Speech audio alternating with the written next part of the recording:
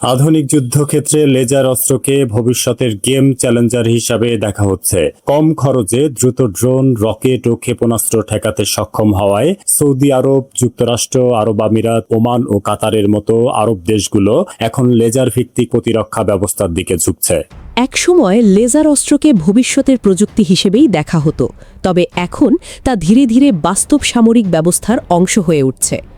আধুনিক যুদ্ধক্ষেত্রে আলোর গতিতে আঘাত হানতে সক্ষম এই প্রযুক্তিকে বিশেষজ্ঞরা সম্ভাবনাময় প্রতিরক্ষা ব্যবস্থা হিসেবে দেখছেন। লেজার অস্ত্রের সবচেয়ে বড় সুবিধা হল এটি শত্রুপক্ষের ড্রোন, ক্ষেপণাস্ত্র ও রকেটের মতো লক্ষ্যবস্তুতে খুব দ্রুত এবং নির্ভুলভাবে আঘাত করতে পারে।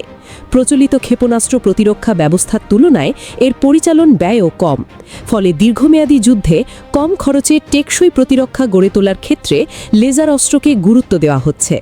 এই কারণে যুক্তরাষ্ট্র, চীন, রাশিয়া ও ইসরায়েল ইতোমধ্যে সামরিক লেজার প্রযুক্তিতে বড় বিনিয়োগ করছে।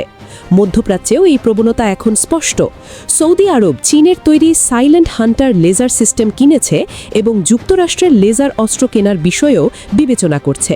সংযুক্ত আরব আমিরাতও চীন, ইসরায়েল ও যুক্তরাষ্ট্রের প্রযুক্তির দিকে নজর দিচ্ছে। একই সঙ্গে নিজস্ব লেজার অস্ত্র উন্নয়নে বিদেশি কোম্পানির সঙ্গে কাজ করছে দেশটি। ওমানের ক্ষেত্রেও চীন থেকে লেজার অস্ত্র কেনার তথ্য প্রকাশ্যে এসেছে।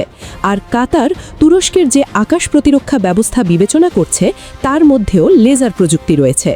বিশ্লেষজ্ঞদের ধারণা, সাম্প্রতিক ইরান সংক্রান্ত হামলার অভিজ্ঞতার পর আরব দেশগুলো বুঝতে পেরেছে ড্রোন ও ক্ষেপণাস্ত্রের ঝাঁক ঠেকাতে নতুন ধরনের প্রতিরক্ষা ব্যবস্থা জরুরি।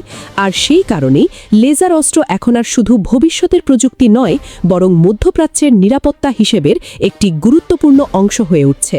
তামান্না হিয়া, করতোয়া টিভি।